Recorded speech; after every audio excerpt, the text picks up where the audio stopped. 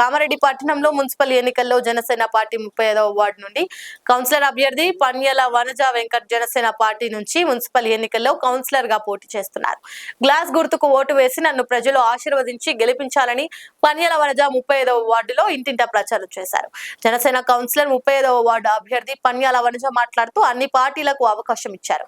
ఈ ఒక్కసారి నాకు అవకాశం ఇవ్వండి, నన్ను ఆశీర్వదించండి, గెలిపించండి అని ఆమె తెలిపారు.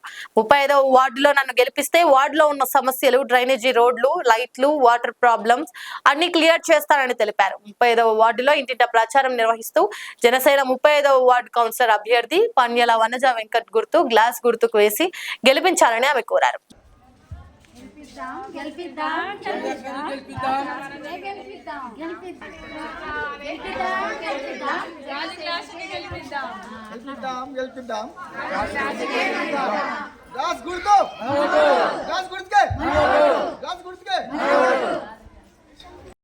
నేను జనసేన పార్టీ నుంచి నిలబడ్డాను.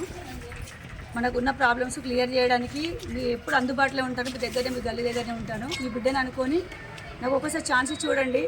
ఇప్పటివరకు ఏ పార్టీ ఏం చేసినా మీకు అందరికీ తెలిసిందే, మనం చెప్పాల్సింది ఏం లేదు. దయచేసి ఒక ఛాన్స్ ఇచ్చి చూడండి. మీకు ఉన్న ప్రాబ్లమ్స్, మోర్లు కానీ, రోడ్లు కానీ, కరెంటు లైట్స్ కానీ, వాటర్ ప్రాబ్లం కానీ, డస్ట్ ప్రాబ్లమ్స్ కానీ క్లియర్ చేస్తాను. వార్డు మెంబర్గా నేను 35 వార్డులో నిలబడ్డాను. జనసేన పార్టీ నుంచి ఒక ఛాన్స్ ఇచ్చి ఏ ప్రాబ్లం ఉన్నా ఎనీ టైం మీకు అందుబాటులో ఉంటాను. ఇప్పుడు రాజకీయంగా ఎందుకు పోటీ చేయాలనుకున్నామా? మాకు ప్రాబ్లమ్స్ వల్లే క్రెడిట్ చేయాలనుకున్నాము. మాకు రోడ్లు సరిగా లేవు, మోర్లు తీయడం లేదు, డస్ట్బిన్ రావడం, చెత్త బండి రావడం లేదు, వాటర్ కరెక్ట్ రావడం లేదు, రోడ్డు దీపాలు లేవు రోడ్డు పైన. వాటిని మేము వేస్ట్ చేసుకోవడానికి మా సొంతంగా మేము నిర్ణయం తీసుకొని మేము నిలబడాలనుకున్నాము.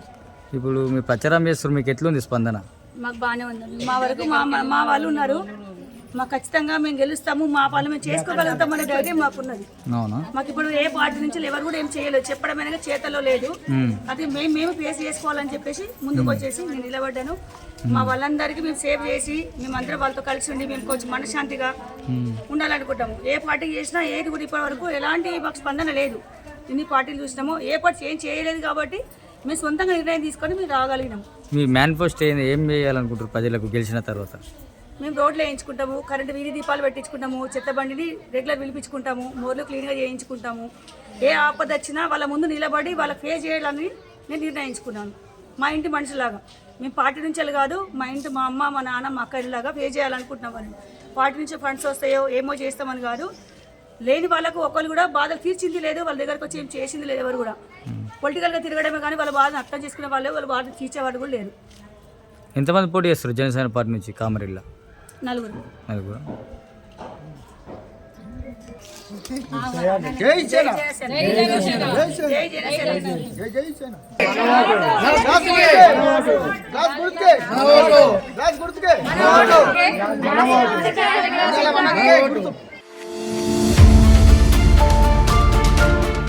Breaking news. 2.5 ఏళ్ల చిన్నారి మృతి, జీజీహెచ్ లో ఉద్రిక్తత, హాస్పిటల్ ఫర్నిచర్ ధ్వంసం. కుక్కకాటు ఘటనలు ప్రజలను తీవ్ర ఆందోళనకు గురి చేస్తున్నాయి. గత నెల 25న కుక్కకాటుకు గురైన 2 ఏళ్ల చిన్నారి 3వ డోస్ రేబీస్ ఇంజెక్షన్ తీసుకున్న వెంటనే అపస్మారక స్థితికి చేరి మృతి చెందింది. ఈ విషాద ఘటన ఆదివారం కామారెడ్డి ప్రభుత్వ జనరల్ హాస్పిటల్లో చోటు చేసుకుంది. కామారెడ్డి మండలం కొటాల్పల్లి గ్రామానికి చెందిన అర్చన రమేష్ దంపతులు పట్టణంలోని అయ్యప్ప నగర్ కాలనీలో నివాసం ఉంటున్నారు. వీరి కుమార్తె కృతిక్ సారా ఇంటి ముందు ఆడుకుంటుండగా కుక్క కరిచింది. వెంటనే జీజీహెచ్ కు తరలించగా కుక్క కాటు నివారణ ఇంజెక్షన్ ఇచ్చారు. ఆదివారం 3వ డోస్ కోసం ఆసుపత్రికి తీసుకురాగా ఇంజెక్షన్ చేసిన వెంటనే చిన్నారి అపస్మారక స్థితికి వెళ్లింది. వెంటనే ప్రైవేట్ ఆసుపత్రికి తరలించగా పల్స్ పడిపోయింది, చలనం లేదని వైద్యులు తెలిపారు. తిరిగి జీజీహెచ్ కు తీసుకువచ్చే లోపే చిన్నారి మృతి చెందింది. చిన్నారి మృతి పట్ల ఆగ్రహం వ్యక్తం చేసిన కుటుంబ సభ్యులు, బంధువులు ఆసుపత్రిలో ఆందోళనకు దిగారు. ఆసుపత్రి ఫర్నిచర్ ధ్వంసం చేయడంతో పాటు అద్దాలను పగలగొట్టారు. పరిస్థితి ఉద్రిక్తంగా మారడంతో పోలీసులు భారీ బందోబస్తు ఏర్పాటు చేశారు. దాదాపు 2.5 గంటలుగా ఆందోళన కొనసాగుతుండటంతో ఇతర రోగులు భయంతో ప్రైవేట్ ఆసుపత్రుల వైపు వెళ్లిపోతున్నారు. ప్రస్తుతం జీజీహెచ్ పరిసరాల్లో తీవ్ర ఉద్రిక్తత నెలకొంది.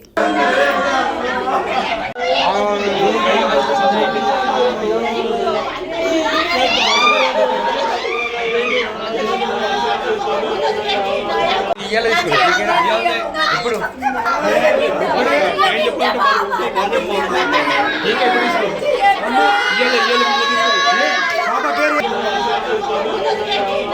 ఇయ్యాలి ఇప్పుడు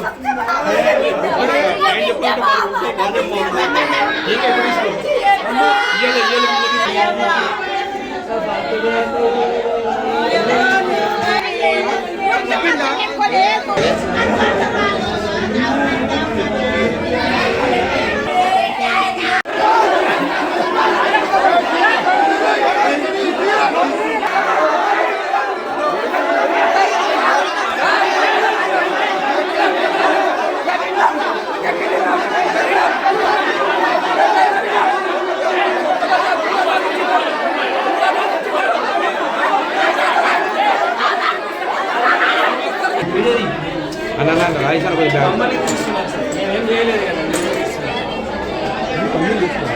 ఎందుకు అవసరం లేదు కదా సార్.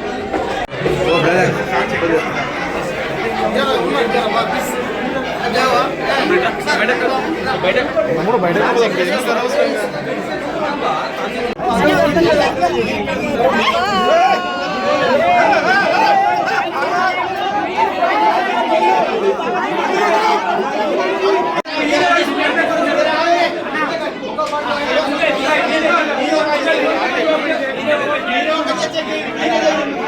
జరిగే నువ్వు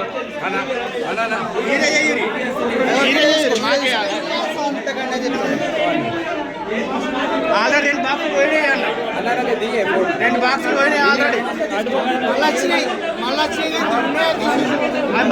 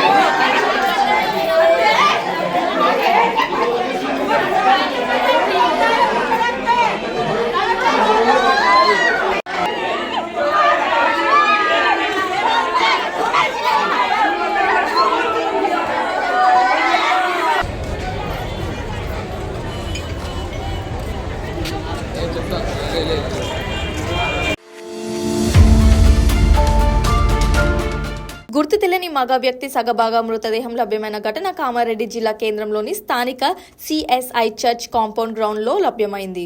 గుర్తు తెలియని మగ వ్యక్తి మృతదేహాన్ని సగభాగం మాత్రమే కోసి ఒక సంచిలో మూట కట్టి చెత్త కుప్పల మధ్యలో పడేశారు. ఆ సంచిలో కాళ్ళు నడుము భాగం మాత్రమే లభ్యమైంది. మిగతా సగభాగం కోసం కామారెడ్డి పట్టణ పోలీసులు గాలిస్తున్నారు. ఎవరో హత్య చేసి సగభాగాన్ని మాత్రమే పడేసినట్లు కామారెడ్డి పట్టణ పోలీసులు అనుమానం వ్యక్తం చేస్తున్నారు.